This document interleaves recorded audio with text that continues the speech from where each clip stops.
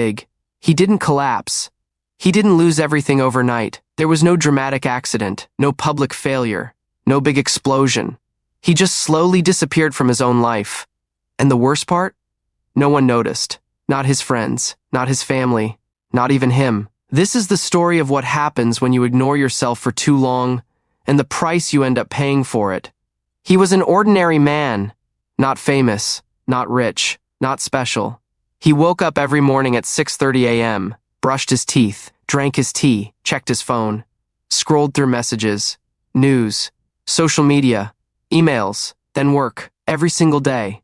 He was responsible, reliable, the kind of person people depend on. If someone needed help, he was there. If extra work had to be done, he stayed late. If family needed money, he adjusted. If friends needed advice, he listened. He was strong. At least that's what everyone thought. But strength can sometimes be silence, and silence can slowly become self-neglect. At first, it was small things. He stopped going to the gym because work got busy.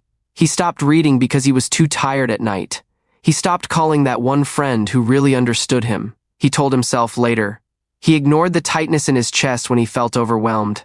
Ignored the frustration when he wanted to say no but said yes. Ignored the feeling that something inside him was quietly asking for attention. It didn't feel serious. Life was just busy. Everyone was tired. Everyone was stressed. That's normal, right? He believed that, and because he believed it, he kept going. Days turned into months. Months turned into years. He built a stable life, a steady income, a respectable image. People admired him. You're doing great. You're so responsible. You're lucky. Lucky. He smiled when they said that, but when he went to bed at night, staring at the ceiling in the dark, something felt empty. Not broken, just empty. He didn't know when it started. Maybe it was the first time he swallowed his feelings instead of expressing them. Maybe it was the 10th time he chose comfort over growth. Maybe it was the 100th time he told himself, it doesn't matter, but it did matter. It always matters. There were moments when his mind tried to wake him up, when he felt jealous of someone chasing their passion, when he felt angry for no clear reason, when small problems made him overreact. Those weren't random moods. They were signals. But he ignored them. He kept telling himself, "I'll figure it out later." Later became a dangerous word. Later means not now. Later means after everyone else. Later means you don't matter enough yet. He started feeling tired even after sleeping 8 hours. He felt irritated over small things. He stopped laughing the way he used to. He didn't notice the change immediately. But people around him did. "You've changed. You're always stressed. Why are you so quiet?" He brushed it off. "I'm fine." That became his favorite sentence. I am fine, even when he wasn't. Inside, something was slowly shrinking. His confidence, his curiosity, his excitement. He used to have dreams, not unrealistic dreams, simple ones. Starting his own small project, traveling somewhere new, learning a skill he always wanted. But those dreams felt childish now, irresponsible, impractical. So he buried them. He told himself he was being mature. But maturity without self-awareness becomes self-abandonment. He kept showing up for everyone else. But he stopped showing up for himself. And when you do that long enough, you start feeling like a stranger in your own body. One evening, after another long day, he sat in his car outside his house. Engine off, lights off, just sitting there. He didn't want to go inside. He didn't know why. Nothing was wrong at home. No fights, no chaos, but he felt heavy. Like he was carrying something invisible.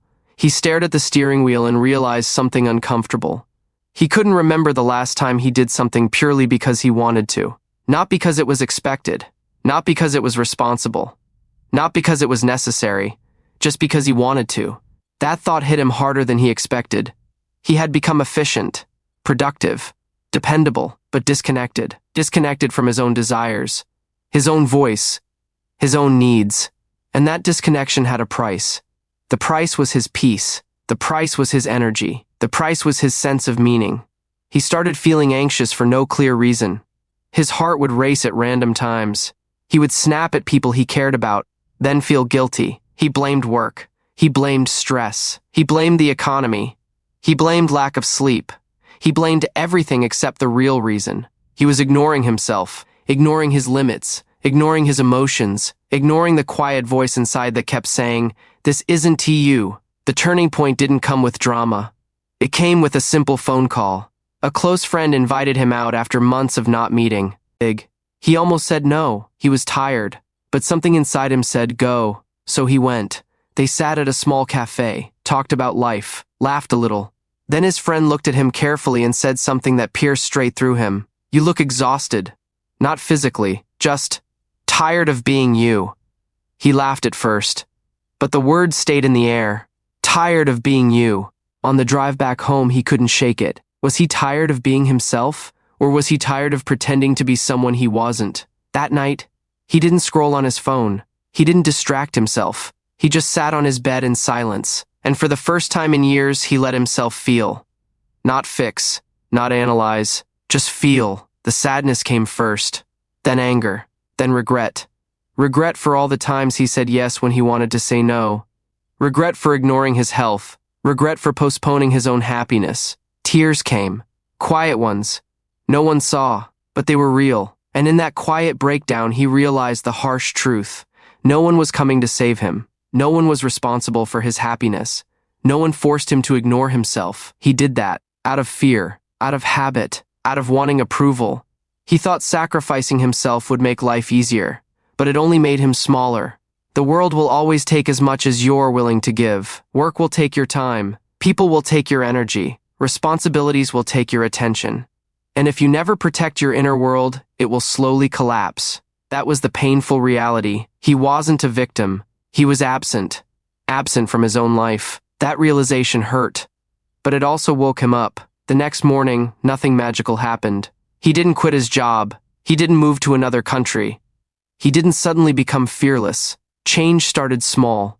He said no to one unnecessary task. He went for a 20-minute walk without his phone. He wrote down what he actually felt instead of what he thought he should feel. It felt uncomfortable. Self-focus felt selfish at first, but it wasn't selfish. It was overdue. He started noticing patterns. How he overcommitted, how he avoided conflict, how he sought validation. He began asking himself simple but honest things. Am I doing this because I want to, or because I am afraid not to? Sometimes the answer hurt, but he stayed with it. Growth is not loud. It's quiet. It's choosing differently in small moments. He apologized to someone he snapped at. He reduced time with people who drained him. He returned to one old hobby he had abandoned, not to impress anyone, just to reconnect. Slowly, the heaviness began to lift, not completely, but enough to breathe again. He realized something important. Ignoring yourself doesn't explode your life immediately. It erodes it, bit by bit. You lose your excitement, then your clarity, then your confidence, until one day you look around and wonder how you ended up here. The price of ignoring yourself is not just burnout. It's becoming a version of yourself you don't recognize. And that's a painful place to be. He understood now that responsibility and self-respect must exist together. Taking care of others is noble, but abandoning yourself is not. You can be kind without being self-destructive. You can be strong without being silent. You can be responsible without being invisible. Life didn't become perfect. There were still bills, still deadlines, still stress, but now he checked in with himself. He listened when he felt overwhelmed. He rested without guilt. He spoke up when something felt wrong. He stopped waiting for later, because later is not promised. He learned that ignoring your own needs doesn't make you a hero. It makes you empty, and emptiness spreads. It affects your work, your relationships, your health, your peace. The world teaches you to keep going, to hustle, to endure, but no one teaches you to pause and ask if you're still okay. So you have to teach yourself. You have to notice when you're fading. You have to protect your inner voice, because if you silence it long enough, you won't know who you are anymore. He almost reached that point. Almost, but he turned around in time. Not because life forced him, but because he finally listened. The price of ignoring yourself is too high. It costs you your identity, your joy, your energy, your truth, and nothing in this world is worth losing yourself for. In the end, success without self-connection feels empty. Approval without authenticity feels heavy. Achievement without peace feels hollow. He didn't change his entire life overnight. He changed his relationship with himself. And that changed everything. He stopped disappearing. He started existing. Fully. Honestly. Imperfectly. Because life is not about how much you can carry. It's about how well you can stay connected to who you are while carrying it. And the moment you choose to stop ignoring yourself, you stop paying the highest price of all, losing yourself in your own life.